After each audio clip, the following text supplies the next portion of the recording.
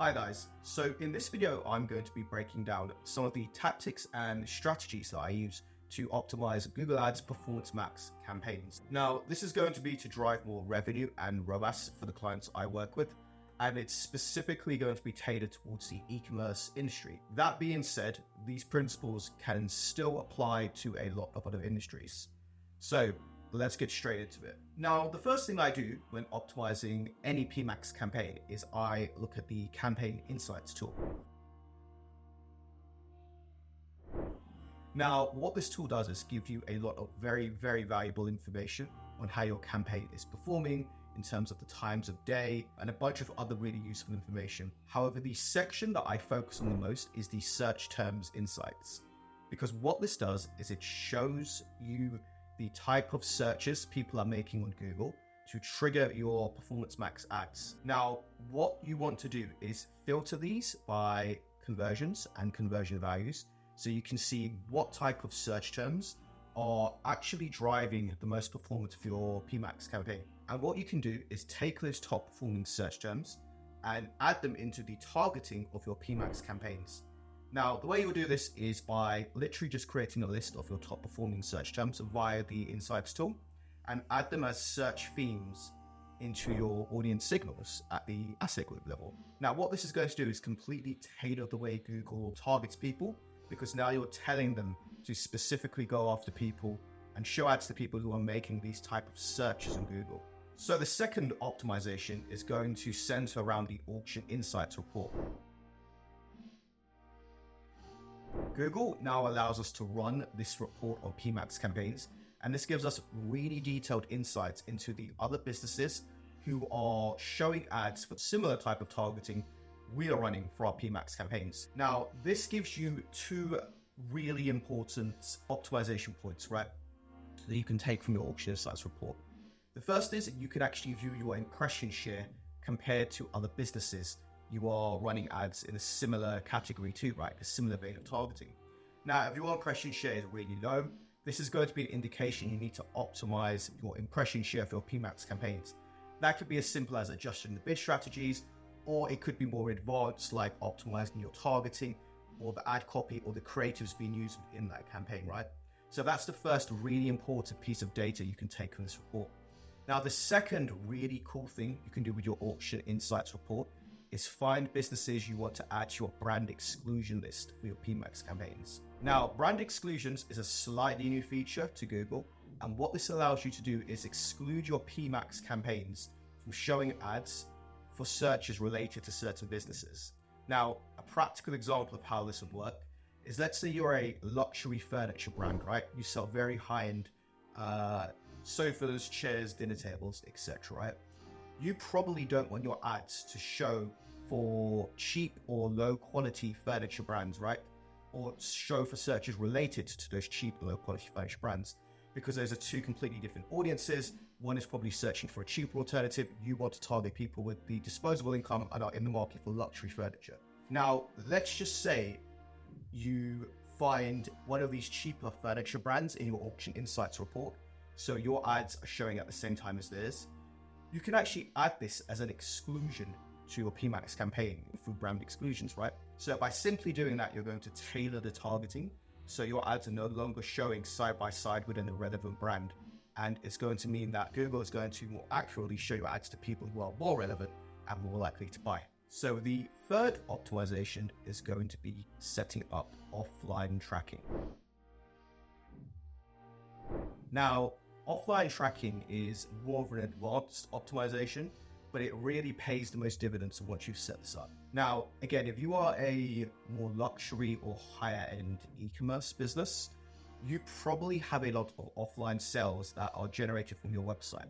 So for example, people can fill in a form for you to contact them later, or they can request a callback, and the sale is then made offline, right? However, the lead or the initial contact was generated by Google Ads, right? Now, you can track that whole sales cycle in something like HubSpot or Salesforce, which I'm sure a lot of you are doing already. But what you probably don't know is that you can actually connect HubSpot and Salesforce to Google Ads and track the offline sales from your online ads. So it's really powerful. And not only can you track the sales, but you can track the revenue.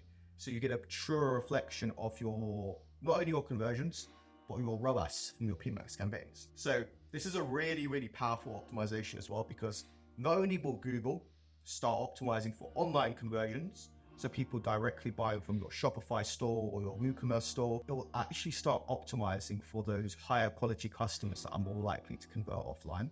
So the targeting is going to be far more granular and far more tailored towards online and offline customers, which is ultimately going to result in a better revenue and better ROAS from the PMAX campaigns. Okay, so the last optimization I'm going to cover is how to correctly segment and structure Performance Max campaigns. Now, there's a lot of discussion around the best way to do this, but what I'm going to show you is the best way I found based upon running hundreds of Performance Max campaigns and getting them a really, really positive and strong return on ad spend. Now, before I get into this, you need to really understand the logic and the framework for how Google Ads work. Now, the first principle or the baseline of how Google Ads works is relevancy, right? Google loves to show the most relevant ad to the most relevant search. Just to give you a very basic example, if someone's searching for pizzas near me, order pizzas near me, the last thing they want to do is show someone an ad that says order burgers near you. You need to carry through that sort of relevancy logic to order your campaigns, but especially to PMAX, because they are so complicated and they're such a hybrid type of campaign. The way we can apply this logic to PMAX campaigns is by segmenting them via asset groups. Now, asset groups allow us to divide our PMAX campaigns by different categories. So let's take the example of a luxury furniture brand, right? That sells luxury dinner tables, chairs, and sofas, right? We want an asset group specifically for dinner tables, an asset group specifically for chairs, and an asset group specifically for sofas. The reason being is we can make sure each asset group only holds the correct shopping products in their listing group. The ad copy is specifically tailored to those products, and the creatives, so the static and the videos, are also specifically tailored to those products. Now, what that allows Google to do is serve highly tailored relevant ads based upon the content of the assets within each asset group to make your ad as targeted as possible. Let's take again this example. This is going to stop someone searching for luxury chairs for their home and then being shown an ad that has a creative of a dinner table and copy to do with sofas, because you've segmented everything up correctly by asset. So this is really, really important, guys. This honestly should be one of the biggest takeaways from this video is make sure you correctly segment your PMAX campaigns by product types. Whether you're a clothing brand, luxury furniture, gardening, it doesn't matter. It's super, super important to getting the best results from your PMAX campaigns. So moving on to the structuring part now of your PMAX campaigns. This is something that's going to happen much later. So once you have some data after, let's say, a month to even 3 months of running your PMAX campaigns, right? And you understand what products in your listing groups are performing well, what type of targeting is performing well, what type of ROAS bid strategies are performing well. What I want you to do is then start moving your campaigns into 3 categories. These are going to be your top performing products, your mid-performing products, and your low-performing products. What this will allow you to do is adjust bid strategies and budgets around specific products that are heavy revenue drivers for your business and that will reliably give you a return month for month. And that way they have an allocated budget and they have a really high target ROAS bid strategy that will allow Google to really push and comfortably push these products to get you the returns you want. That's going to be your top performing products campaign. The mid performing products is going to be more your break even or lower ROAS products, lower margin products. These are fine,